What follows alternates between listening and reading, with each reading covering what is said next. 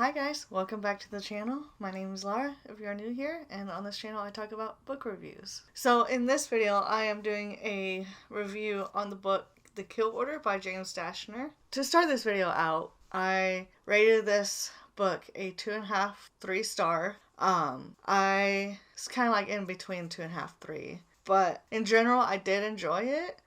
There were a few things that I was both enjoying but also not enjoying about it. So if y'all watch any of my other videos that I mentioned this book in, y'all already kind of know, or if y'all just know about the series in general, I won't bore all y'all. But if this is your first time hearing about this book, it is a prequel to the Maze Runner series. And so I did do a review on that series on this channel, and I'll link it down below in the description if y'all want to go watch it. But this is a prequel to that series, and I went into this book expecting of it going back to the very beginning. But it did only go back to 2 years after it started, and it picks up with a group of people who all kind of met up in a circumstance where they were all trying to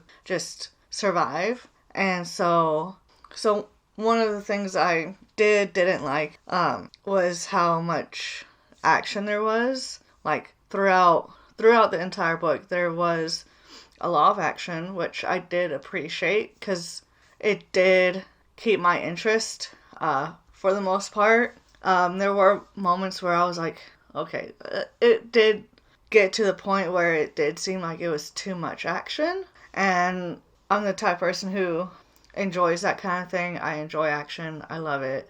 And because that helps keep me engaged. And I know a lot of people out there who are the same because, it keeps you on your toes. But, I do like action, and I think that there was a good amount of it.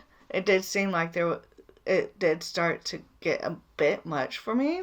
But, overall, I did like it. I will say I probably could have done with a bit less, especially towards, the end. It did seem like the author was rushing it, especially towards the end, and I get that he was trying to, include everything in it, but at the same time, and so I feel like there was some things that could have been cut out, like some of the action sequences, or just some things just in general, like some of the repeated things, because in total, even with the epilogue, it's less than 350 words, and so I think some of the stuff could have been cut out, and then other things could have been fleshed out more because of the cutting out. And a lot of the dialogue also seemed like it was very simple to read, and just it didn't seem like it was it didn't seem like it was dialogue between two grown men, especially one who we were told who was a soldier before everything happened. And so that also seemed like just kind of like a buzzkill for me, was just how simple a lot of the dialogue was. It did help the book along, but other dialogue didn't. I did like how throughout the book Dashner did give us glimpses of before the 2 years prior to when we get dropped into the story. Dashner did have the main character, Mark, have flashbacks in his dreams every couple chapters. And so I did like that part of getting the history through that. And all, but at the same time, like I said before, I kind of wish that he had just started at ground zero, first year and all.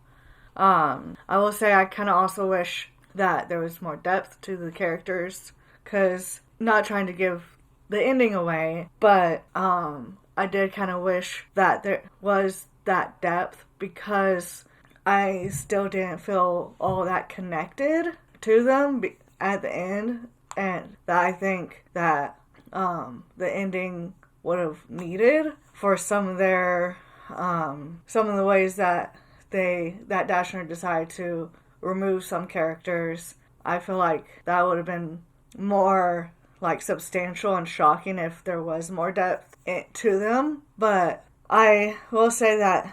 But yeah, I wish that there was just more depth to the characters and all. So, but yeah, next thing is that kind of towards the end, I had a small feeling. But one of the characters in the book, her name's Dee Dee, and she is just a young child when we meet her. I want to say she was about 4 or 5 when we meet her, about around that age. And then I had a feeling I might know who she could potentially be, but at the same time, I wasn't sure because I still wasn't sure on the timeline between this book and then the first Maze Runner book. So I wasn't sure the timeline of it. So I really wasn't sure or 100% like, yeah, it's her. But turns out it ended up being who I thought it was. And so I think finding out that it was who I thought it was it definitely helped me actually like the book a bit more than I was. And so I think that's one of the better things about the book was how Dashner was able to turn this book into kind of like I guess you can say a genesis story for one of the characters in the actual main series. So, that I hope y'all enjoyed that. That is my review on The Maze Runner by James Dashner.